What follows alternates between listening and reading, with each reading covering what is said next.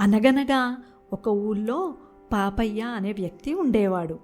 పాపయ్య మహా పిసినారి. అత్యవసరమైన వాటికి కూడా డబ్బు ఖర్చు పెట్టడానికి మహా బాధపడిపోయేవాడు. భార్య బిడ్డలు కూడా పాపయ్య పిసినారితనం చూసి తిట్టుకునేవారు. అందుకే పాపయ్యకు ఊరి జనం పిసినారి పాపయ్య అని పేరు పెడతారు. పాపయ్య వద్ద కొన్ని ఆవులు, మేకలు, కోళ్ళు ఉండేవి. అవే అతని జీవనాధారం.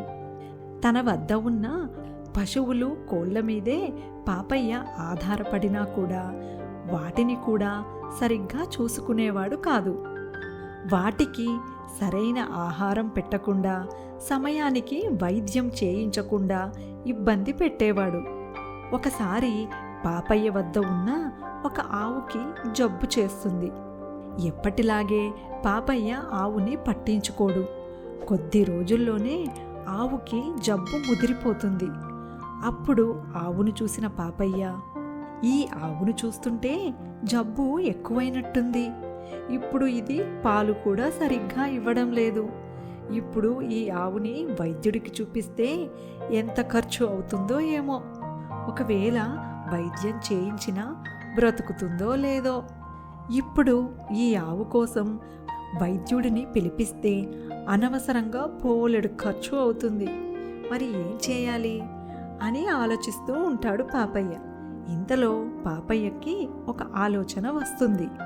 జబ్బు నయం అవుతుందో లేదో తెలియని ఆవు కోసం డబ్బు ఖర్చు పెట్టడం కన్నా ఈ ఆవుని ఏ బ్రాహ్మణుడికైనా దానం ఇస్తే వైద్య ఖర్చులు తప్పుతాయి, గోదానం చేసిన పుణ్యఫలము దక్కుతుంది అని పథకం వేస్తాడు పాపయ్య.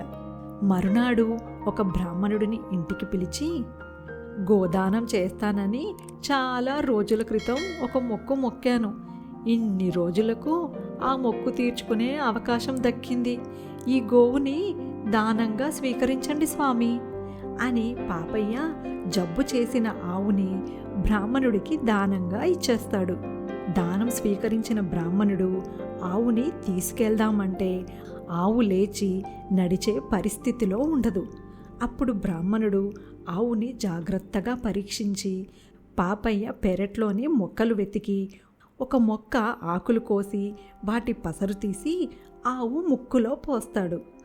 పసరు ముక్కులో పోయగానే గట్టిగా తుమ్ముతుంది ఆవు. తుమ్మగానే ఆవు నోట్లో నుండి కఫం బయటికి వస్తుంది. శరీరంలో నుండి కఫం బయటకు రాగానే ఒక్కసారిగా ఆవు చురుకుగా మారి లేచి నిలబడుతుంది. లేచి నిలబడిన ఆవుని సంతోషంగా బ్రాహ్మణుడు తీసుకొని వెళ్ళిపోతాడు. జరిగినదంతా చూసి హతాశుడవుతాడు పాపయ్య.